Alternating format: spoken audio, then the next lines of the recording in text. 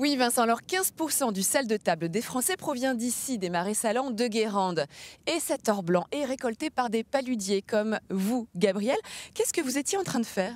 Eh bien, j'étais en train de mesurer la salinité de l'eau pour savoir si je pouvais faire du sel. En récolter. Alors là, nous sommes devant une de vos salines qui fait partie de votre exploitation. Comment est organisée une saline? Ça marche comment? Donc, avant tout, le sel de Guérande se fait à partir de l'eau de mer. Oui. Donc, il faut capturer de l'eau de mer à chaque grande marée. Derrière là-bas, hein, derrière le talus. Hein. Derrière, une grande réserve. Et cette eau, après, on la fait circuler doucement dans des bassins. Comme ceux qu'il y a derrière nous, en fait, c'est ça, hein? Voilà. Et vous voyez, ils ne sont pas fermés. L'eau circule en chicane. Et au fur et à mesure du circuit, l'eau s'évapore et elle se concentre en sel. Et lorsqu'on arrive à la fin du circuit, dans les cristallisoires, les œillets, l'endroit où on va récolter le gros sel, il y a une très forte concentration et là, il y a la cristallisation. Alors les œillets, c'est ce qu'on voit ici, hein, entre lesquels il y a une plateforme qui vous sert à déposer le sel. Vous allez récolter combien de kilos de sel par œillet? Alors, en principe, on récolte à peu près 50 kilos par jour. Et sur quelle période? En général, de mi-juin à mi-septembre, c'est vraiment la météo qui nous définit la période. Donc il faut du vent et du soleil. Voilà, Oui. surtout pas de pluie. Surtout pas de pluie. Alors, le métier de paludier, c'est un métier un peu ancestral, hein, avec lequel les gestes d'ailleurs restent ancestraux. Et peut-être le matériel aussi. Alors là, on a cet outil qui est le plus commun. Qu'est-ce que c'est? Voilà, le lard qui nous sert à récolter le gros sel. Ça, on a l'habitude de le voir. En revanche, celui qui est juste de ce côté-là, je le connais un peu moins. Il sert à quoi? Alors on appelle ça une lousse à fleurs qui permet de récolter l'autre produit de nos marais, la fleur de sel. Donc c'est comme un écumoire, on écume la surface de l'eau et on récolte les cristaux délicatement, puisque si les cristaux coulent, ça devient du gros sel. Tout simplement.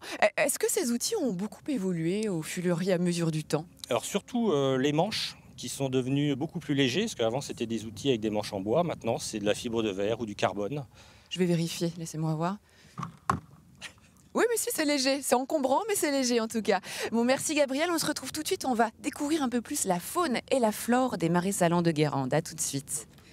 Oui, Vincent, alors on pourrait penser au premier coup d'œil que les marais salants sont des milieux arides, désertiques, avec peu de vie. Et pourtant, il suffit de tendre l'oreille pour entendre le cri des oiseaux et d'ouvrir les yeux et de voir sur le fond des œillets des traces de pas pour comprendre qu'il y a de la vie ici. Pour en savoir plus, je retrouve notre paludier Gabriel, qui est aussi un ornithologue amateur et passionné.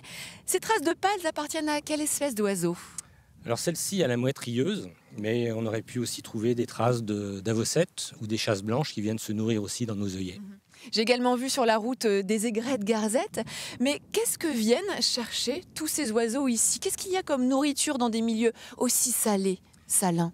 Alors dans les œillets, on a une variété qui est très recherchée qui s'appelle l'artémia, j'en ai apporté. Ah, vous avez fait une petite pêche du matin? Voilà, c'est une micro-crevette qui est très riche en protéines, dont les oiseaux que je viens de citer, les avocettes et les échasses, se nourrissent. Et donc, voilà, c'est une espèce emblématique qui arrive à survivre dans des milieux très, très, très salés.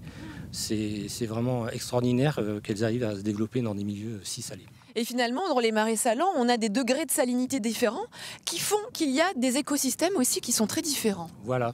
Donc tout au long du cheminement de l'eau, on a des invertébrés différents et donc les aigrettes, les sternes viennent se nourrir dans ces différents bassins. Alors, il y a également une flore qui s'est adaptée aux marais salants. Ce sont des plantes halophiles avec comme peut-être plante emblématique la salicorne. Voilà, donc la salicorne qui s'est adaptée à ces milieux riches en sel, qui a l'avantage de se consommer. On trouve aussi d'autres variétés de plantes comme l'obione ou les soudes. Toutes ces variétés de plantes forment un écosystème en fait qui sont des perchoirs, des lieux pour nicher aussi, comme les buissons de soude pour la gorge bleue, qui est un oiseau aussi emblématique du marais salant. Et oui, tout ça forme une richesse d'un milieu qu'on pourrait penser vraiment aride, mais qui n'en est pas. Et vous, en tant que paludier, c'est aussi une chose qui vous a attiré ici. Vous vous êtes reconverti. Au départ, vous étiez plutôt dans l'informatique. Vous êtes devenu paludier, car c'était aussi ça qui vous a attiré au-delà du métier, c'était la préservation d'un écosystème et d'un milieu vraiment typique d'ici de la région des Marais salants de Guérande.